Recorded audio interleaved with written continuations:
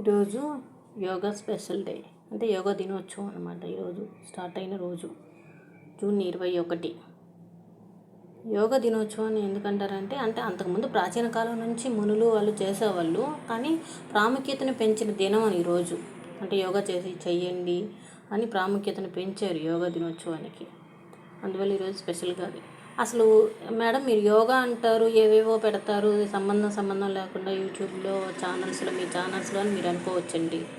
కానీ ఏదైనా మనం ఒక క్రియ చేయాలంటే దానికి కావాల్సినటువంటి మోటివేషన్ ఖచ్చితంగా ఉండాలి. మోటివేషన్ లేకుండా మనం ఏ పని చేయలేం. అందువల్ల యోగాకు సంబంధించినటువంటి ఫస్ట్ మనకు కావాల్సింది ఏంటి? ప్రకృతి కావాలి. అంటే మనం ఉన్నటువంటి వాతావరణం మనం చూసుకోవాలి. అలాగే దైవం అంటే ధ్యానానికి దైవానికి చాలా దగ్గర సంబంధం ఉంది. ఆ సంబంధాన్ని మనం దగ్గర చేసుకోవాలి. ఆస్తికులు కావచ్చు, నాస్తికులు కావచ్చు, ఎవరైనా కావచ్చండి. దైవాన్ని అంటే కొంతమంది ఇష్టపడతారు, కొంతమంది మాకు నమ్మకం లేదు అంటారు. ఇష్టం కాదు, ఫస్ట్ ఆఫ్ ఆల్ మాకు నమ్మకం లేదండి అంటారు.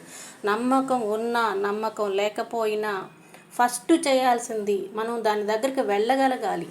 అంటే మనం వెళ్ళే దారిలో ఒక దేవాలయం కనిపించింది అనుకోండి, అతను నాస్తికుడు కావచ్చు, ఆస్తికుడు ఇవన్నీ పక్కన పెట్టేసేయండి. ఫస్ట్ చూస్తారు. చూసిన తర్వాత నమస్కారం చేసుకోవాలా వద్దనేది సెకండరీ. చూడగలుగుతారు. చూసిన తర్వాత వాళ్ళ భావాలు, వాళ్ళ ఉద్వేగాలు, ఇవన్నీ అవి వాళ్ళ మనసును బట్టి ఉంటాయి. ఫస్ట్ చూడగలగాలి. దైవాన్నైనా సరే, దేవాలయాన్నైనా సరే, ప్రకృతినైనా సరే ఫస్ట్ చూడగలగాలి. చూసి మనసులో మనం ఒక కేంద్ర బిందువుని ఏర్పాటు చేసుకోవాలి. ఇలా వెళ్తే ఈ దారి బాగుంటుంది, ఇలా వెళ్తే ఈ దారిలో ముళ్ళుంటాయి, ఇలా వెళ్తే ఈ దారి సక్రమంగా లేదు అనేది మనం తెలుసుకోగలగాలి. ఆ తెలుసుకునే ప్రక్రియే మనం పెట్టేటువంటి ప్రకృతి కావచ్చు, ధార్మికమైన కార్యక్రమాలు కావచ్చు, ఇవన్నీ కూడా నేను ఎందుకు వీడియోలో మీకు అప్లోడ్ చేసుకుంటూ వస్తున్నానంటే, మనం ధార్మికత్వానికి వెళ్ళాలి. ఫస్ట్ మనకు ఒక గురువు అనేది ఉండాలి. ఆ గురువు ఎవరైనా కావచ్చు. ఆ గురువు గారి ద్వారా మనం వెళ్ళాలి. అప్పుడే మనం ఖచ్చితమైన మార్గాన్ని వెళ్ళగలుగుతాము. లేదంటే మధ్యలో ఉన్నటువంటి మనకి అడవిలో వెళ్తాము, ఏ అడవి కోనైనో పిలుచుకుని బాబు ఈ దారి ఎలా వెళ్ళాలి అని అడిగితే చెప్తారు. లేదంటే మనం అలా నడుచుకుంటూ వెళ్ళామనుకోండి, వెళ్తూ దారి తప్పి 20 కిలోమీటర్లు కూడా తిరిగేస్తాము. అలా కాకుండా ఒక గురువు, ఒక సద్గురువు, ఇది ధ్యానం ద్వారానో మనం వెళ్ళగలిగాము అని అంటే మన ప్రయత్నం ఖచ్చితంగా సఫలీకృతం అవుతుంది. దానికి సంబంధించిందే ఈ వీడియోస్ అన్నీ కూడా. ఏమంటే ప్రకృతికి తల్లి బిడ్డ లాంటివి. ప్రకృతి, ధ్యానం, దైవం ఇవన్నీ కూడా ఒకే ఇదిలో ఉండేటువంటివి. ఎందువల్లంటే ప్రకృతిని మనం ఆనందించగలిగాము అని అంటే ఖచ్చితంగా మనము ఒక ధ్యానం దగ్గరికి వెళ్తాం మనం. అంటే ధ్యానం అంటే ఒక దైవిక కార్యక్రమం. మనకు దైవం కూడా అక్కర్లేదండి. ఒక 15 నిమిషాలు ప్రశాంతంగా కూర్చోగలగాలి అనే ఒక ప్లేస్ మనకు కావాలి అని అంటే మనం ప్రకృతిని ఎంచుకోవాలి ఖచ్చితంగా. ఆ ప్రకృతికి సంబంధించిన వీడియోలే మీకు ఇప్పటివరకు చూపించుకుంటూ వచ్చాను. నెక్స్ట్ సెకండరీ ఏంటంటే దైవం అనేది మీరు నమ్మండి, నమ్మకపోండి. ఉంది అనుకుంటే ఉంది దైవం అనేది, లేదు అనుకుంటే ఆ శక్తి లేదు. నమ్మిన వాళ్ళకి ఉంటుంది, నమ్మని వాళ్ళకి లేదు. ఓకే, మీరు చెప్పినట్టే లేదు అనుకుందాం అనుకోండి, దైవం కూడా లేదు, మనకున్నటువంటి శక్తే మనం అనుకున్నా కానీ మనం ఆ ధ్యాన ఒక కేంద్రానికి వెళ్ళాలి అని అంటే ఒక 15 నిమిషాలు ప్లెజెంట్గా కూర్చోగలగాలి అని అంటే ఖచ్చితంగా ఒక 15 నిమిషాలు మాత్రం నువ్వు ఏదో ఒక స్మరణ చేయాలి. అది రాక్షసత్వంగా చేస్తావో, మంచితనంగా చేస్తావో, ఏదో ఒక స్మరణ అయితే ఖచ్చితంగా చేస్తావు నువ్వు.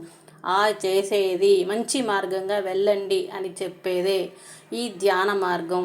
ఇంతకంటే ఇంకేం లేదండి. మిమ్మల్ని గంటలు కూర్చుని మీరు ఋషులైపోండి, మునులు అవ్వండి అని చెప్పట్లేదు.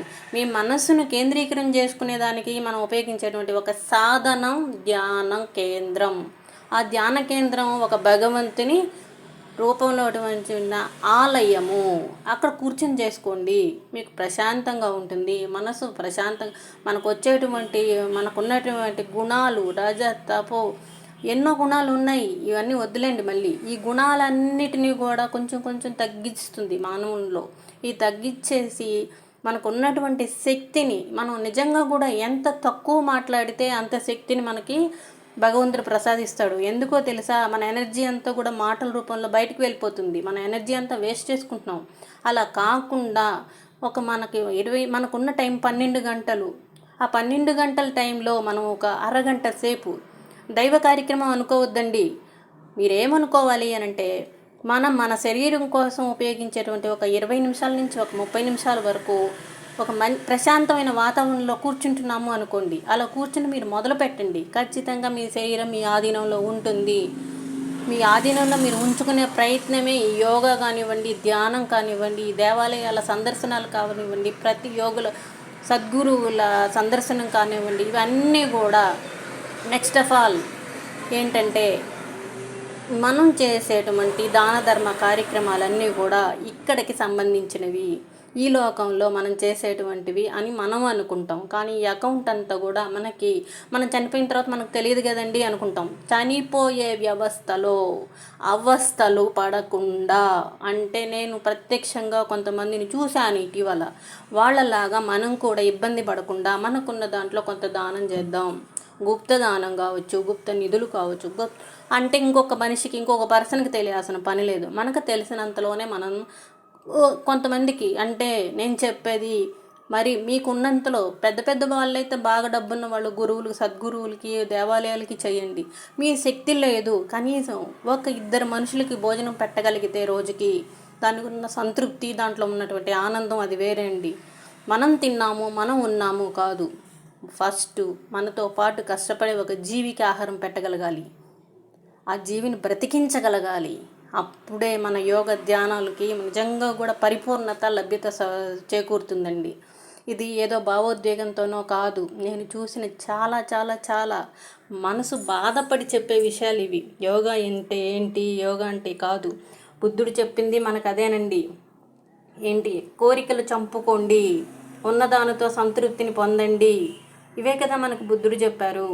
ఆ బుద్ధుని సూక్తులే మనం కూడా ఆచరిద్దాం.